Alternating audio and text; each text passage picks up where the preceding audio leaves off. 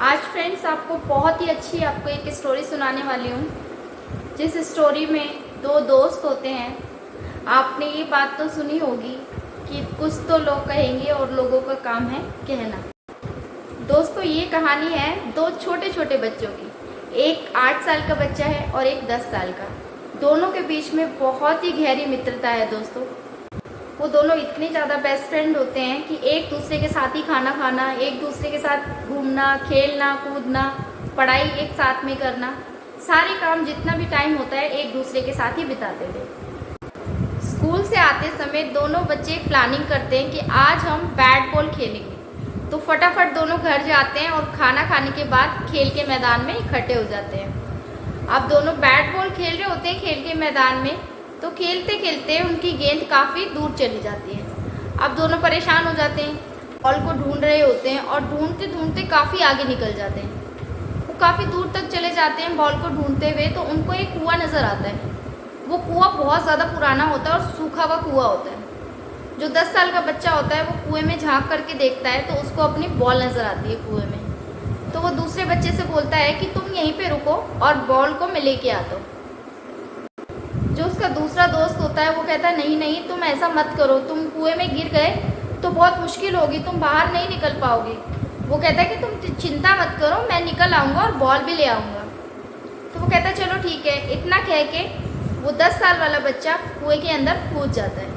जब वो कुएं के अंदर कूद जाता है तो उसके अंदर से बॉल तो बाहर निकाल लेता है, लेकिन खुद बाहर नहीं आ पाता। बड़ी मुश्किल हो जाती है। जो बच्चा कुएं के अंदर बॉल लेने के लिए गया था वो फंस जाता है, वो बाहर नहीं निकल पाता। अब बहुत दूर निकल आए हैं, सुनसान जगह पे पहुंच गए हैं, वहाँ पे उनकी कोई आवाज़ भी नहीं सुन सकता। दोनों बच्चे चिल्ला रहे हैं, बाहर वाला बच्चा चिल्ला रहा है कि अब अगर इसको नहीं बचा पाया, अगर ये मर गया इसके अंदर तो मेरी बहुत पिटाई होने वाली है। वो बहुत घबरा जाता है।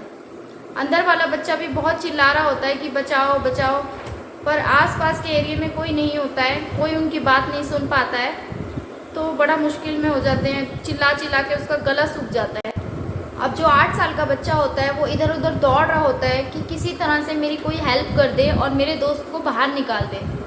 बहुत कोशिश करता है, वो इधर उधर भागता है, कहीं से कुछ कोशिश करता है कि मैं किसी तरह से इसको बचा लूँ अपने दोस्त को, नहीं तो बहुत प्रॉब्लम हो जाएगी, मैं बहुत बड़ी मुसीबत में फंस जाऊँगा।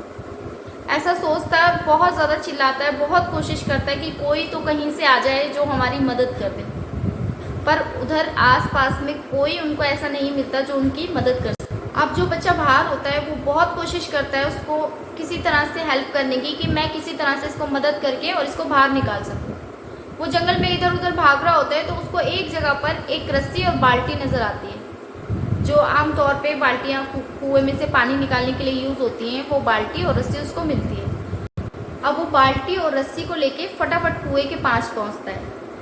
कुएं के पास पहुंच के वो अपने दोस्त को कहता है कि तुम घबराओ मत, मैं तुम्हें कुएं से बाहर निकाल लूँगा।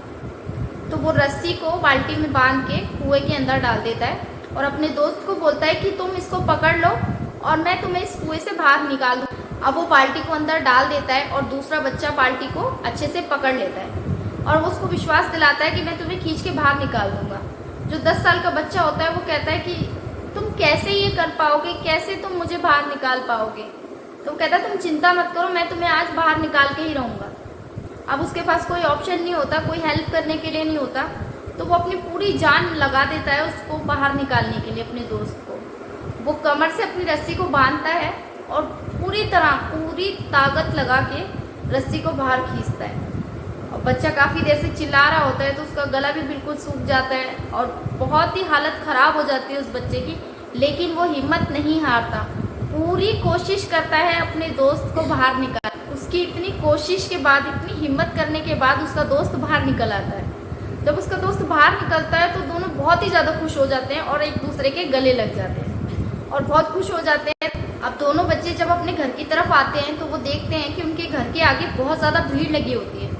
उनके माँ बाप रो रहे होते हैं, बच्चों को ढूंढ रहे होते हैं, रात हो जाती है तो काफ़ी टाइम हो जाता है। दोनों बहुत परेशान हो जाते हैं, दोनों के माँ बाप अपने बच्चों को ढूंढ रहे होते हैं और बहुत रो रहे होते हैं। तो दूर से जब उनको आता हुआ देखते हैं दोनों बच्चों को तो बड़े खुश होते हैं, दौड़ते हुए बच्चों के पास जाते हैं और बोलते हैं कि तुम कहाँ चले गए थे बच्चों, हमने तुम्हें कितना ढूंढा, तुम हमें कहीं नहीं दिखाई दिए।